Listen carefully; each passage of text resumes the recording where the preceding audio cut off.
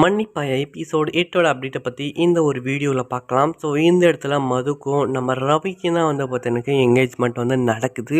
So இந்த ஒரு மூமெண்ட்டை நம்ம ரவி எதிர்பார்த்துருக்கவே மாட்டார். ஸோ நம்ம சிந்து வந்து பார்த்தீங்கன்னாக்க ஸோ எல்லா விஷயத்துலேயும் வந்து பார்த்தீங்கன்னாக்க ரொம்பவே வந்து பார்த்தீங்கன்னாக்க அர்ஜென்ட் படுறாங்கன்னு நினைக்கிறேன். ஸோ ஆஃபீஸில் வந்து எனக்கு கல்யாணம் ஆயிடுச்சு அப்படின்னு சொல்லிட்டு வந்த பிறகு தான் இந்த ஒரு முடிவை வந்து இவங்க எடுத்திருக்காங்க. ஸோ இந்த ஒரு சூழ்நிலையில் வந்து பார்த்தீங்கன்னாக்கா மது வந்து பார்த்தீங்கன்னாக்கா வீட்டை விட்டு வந்து கிளம்பிட்டாங்க. ஸோ நம்ம ரவிக்கிட்ட வந்து காலையிலே வந்து பார்த்தீங்கன்னா டிஃபன் வந்து கொடுக்கும்போது வந்து எனக்கு வயிற்று வலிக்குது அப்படின்னு சொன்னபோது வந்து அப்போ சுச்சுவேஷனில் வந்து பார்த்தீங்கன்னா எவ்வளோ வந்து கேர் பண்ணி வந்து பார்த்துட்டாரு. ஆனால் இப்போ எனக்கு வயிறு வலிக்குது அப்படின்னு சொன்ன பிறகுமே வந்து பார்த்தீங்கன்னாக்கா இப்போ வந்து ரவி வந்து அவர் பாட்டுக்கு வந்து கிளம்பி வந்து போயிட்டாங்க. ஸோ அதுவுமே அவங்களுக்கு ரொம்பவே ஒரு கஷ்டமான ஒரு மூமெண்ட் ஆகிப்போச்சு.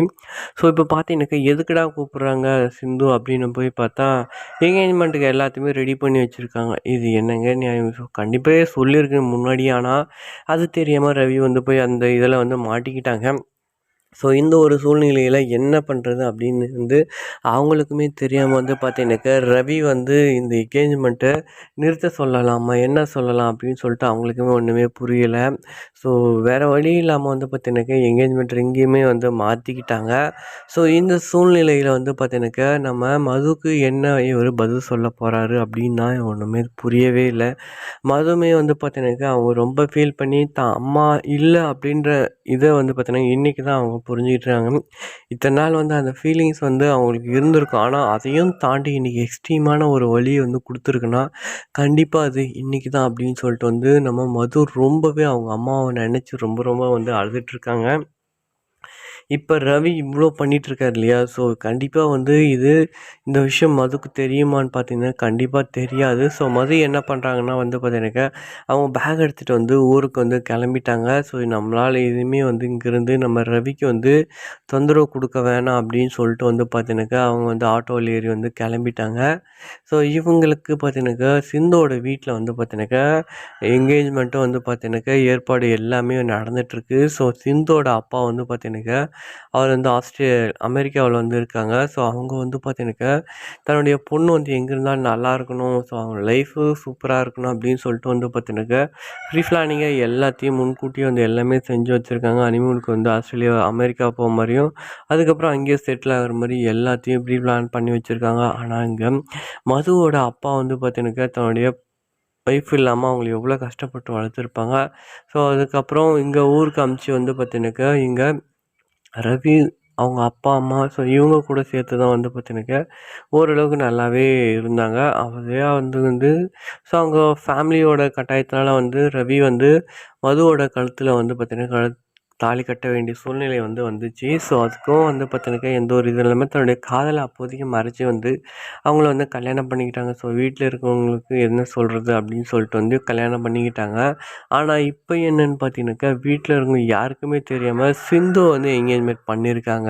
ஸோ கல்யாணம் ஆயிடுச்சு அப்படின்னு சொன்ன விளையாட்டை நினச்சிக்கிட்டோம் அப்படின்னு சொல்லிட்டு வந்து பார்த்தீங்கன்னாக்கா மது வந்து இந்த ஒரு விஷயத்த வந்து எடுத்திருக்காங்க. ஏன்னா இவங்களுக்குள்ள சின்னதாக எப்போ சண்டை வந்துருச்சு. அந்த சண்டையில் வந்து பார்த்தீங்கன்னாக்கா எனக்கு கல்யாணம் ஆயிடுச்சு அப்படின்னு வந்து சொன்னா ஆனால் இவர் உண்மையாக சொன்னாங்க. ஆனால் இங்கே வந்து பார்த்தீங்கன்னாக்கா சிந்து என்ன நினச்சிக்கிட்டாங்கன்னா, ஸோ இவங்களுக்கு கல்யாணம் ஆயிருமோ அப்படின்னு சொல்லிட்டு இவர் நம்மளை பயமுறுத்துறாங்க. அப்போ நம்ம முதல்ல வந்து எங்கேருந்து பண்ணி நம்ம கல்யாணம் பண்ணிடணும். ஸோ அப்போ தான் வந்து பார்த்தீங்கன்னா நம்ம இந்த பிரச்சனை வராது அப்படின்னு சொல்லிட்டு வந்து பார்த்தீங்கன்னாக்கா அவங்கள ஒரு நினச்சிக்கிட்டு தன்னுடைய மாமா கிட்ட சொல்லி வந்து பார்த்தீங்கன்னாக்கா இந்த மாதிரி ஏற்பாடுகள் எல்லாமே செஞ்சிட்ருக்காங்க. ஆனால் இங்கே வந்து பார்த்தீங்கன்னாக்கா சிந்துக்கு வந்து பேக்ரவுண்ட் வந்து பெருசு. அது மட்டும் இல்லாமல் அத்தை பசங்க, மாமா பசங்க அப்படின்னு சொல்லிட்டு ஒரு 4, 5 பேர் இருக்காங்க. ஸோ இவங்கள எல்லாமே விட்டுட்டு வந்து பார்த்தீங்கன்னாக்கா உன்னை கல்யாணம் பண்ணிக்கிறேன் அப்படின்னு சொல்லியிருக்காங்க. நீ ரொம்ப கொடுத்து வச்சிடணும், கண்டிப்பாக அவளை வந்து ரொம்ப ஜாக்கிரதையாக பார்த்துக்கணும் அப்படின்னு சொல்லிட்டு வந்து பார்த்தீங்கன்னாக்கா இங்கே வந்து நம்ம சிந்துவோட மாமா வந்து